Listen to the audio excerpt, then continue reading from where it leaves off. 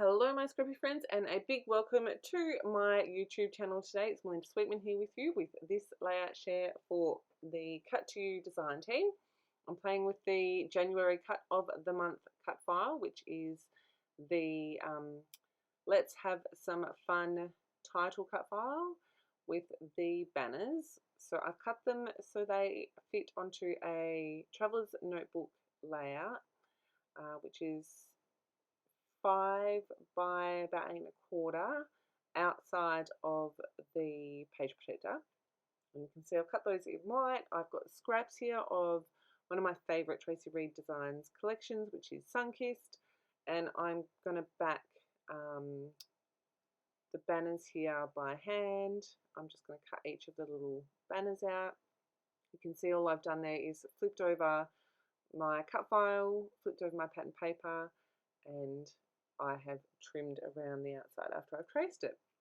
I'm going to use that same little banner piece to cut out all of my pieces. I'm using 5 different patterns, and I'm going pretty much in order of those 5, and I really love how this turns out. I did cut the backing for the letters in my Cameo, which is one of the great things about using especially digital collections with a cut file. So you can actually open up the cut file in Silhouette Studio software, and then you can drop your pattern paper straight into it and it will cut exactly what you want it to cut, which makes it super easy. I've also printed these background papers so that they match on each side. I've got this little photo.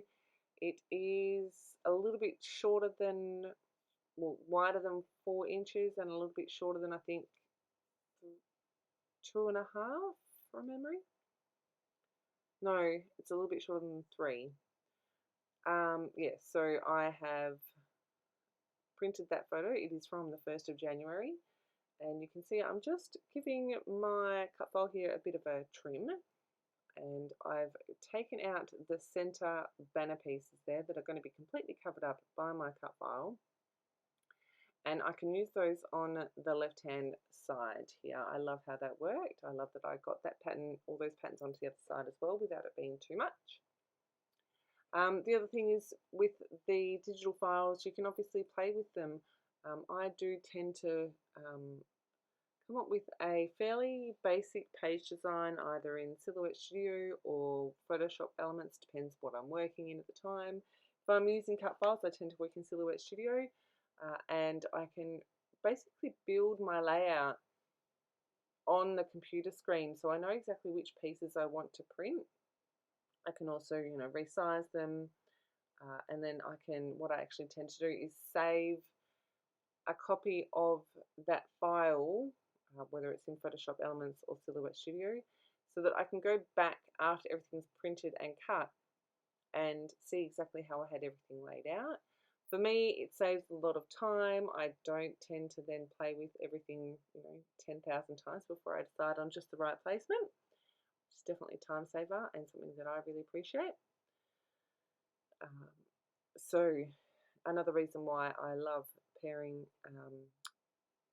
my digital collections with cut files.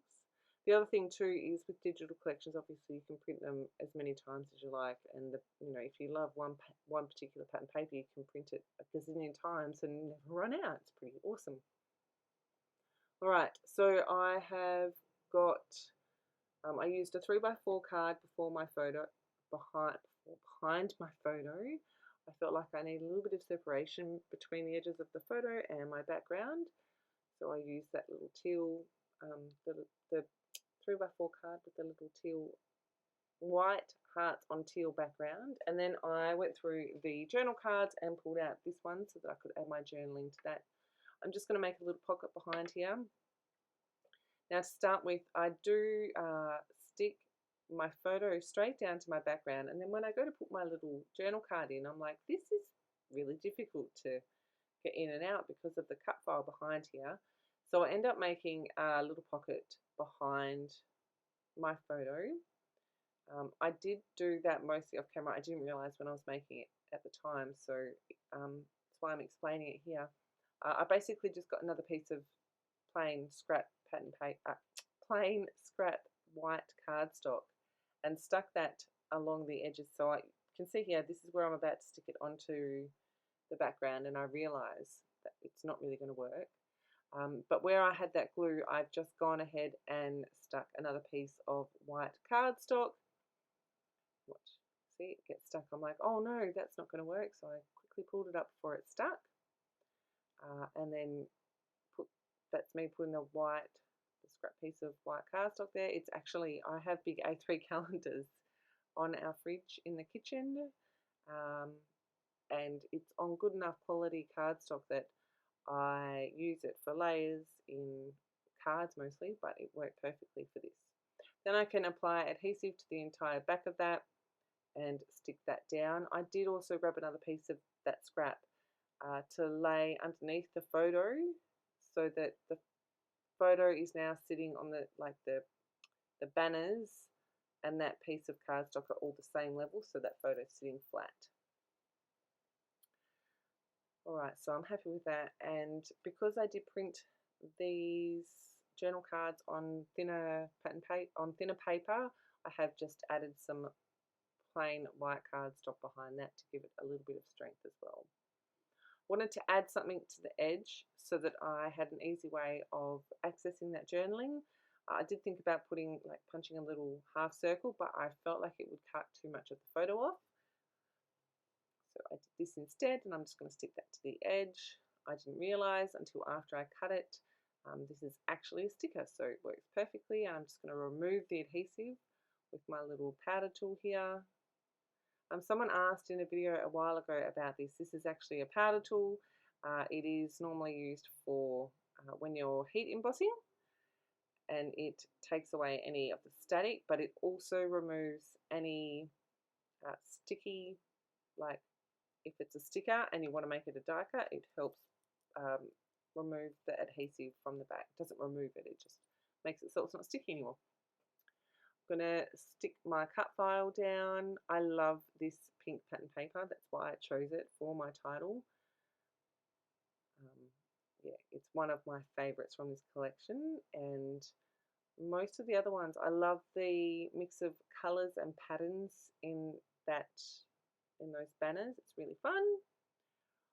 I wanted to add a couple of extra bits, so I had some A4 sticker sheets that my Cameo often gives me a hard time, I'll be honest. And that was a sticker sheet that it wasn't cutting properly at the time, so I didn't cut it, I just printed it. So I'm just going to cut out the bits that I want from there. Then I saw these little rainbows. These 3 rainbows are actually on one little tag label thing, but because I didn't do the cut lines on this one, I just had these 3 little rainbows. I'm like, they're super cute. I might be able to use those on this page. So I do cut them all out. Spoiler alert, I do only use one, but you can see me moving them around, trying to work out where I can use them.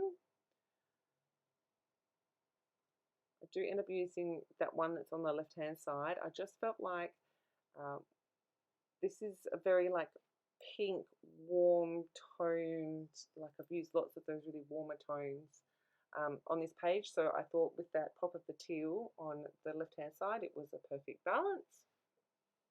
I've added a label to my photo, and it's got the date and the tiny bit of journaling on there says, "And away we go." So we took a family trip the first week of the new year. Obviously we left on the 1st of January, we came back on the 5th, and I brought COVID back with me, but that's a whole nother story. Feeling good now. I hope the new year is treating you well. This is my first share for the new year, so welcome back, or welcome if you're new. I'd love for you to hit that subscribe button if you haven't already. I hope you've enjoyed my share today. If you do have any questions, please make sure you drop them below. I really am going to make a much more concerted effort to reply to people this year. As always, thank you so much for choosing to spend your scrappy time with me. I really, truly do appreciate it.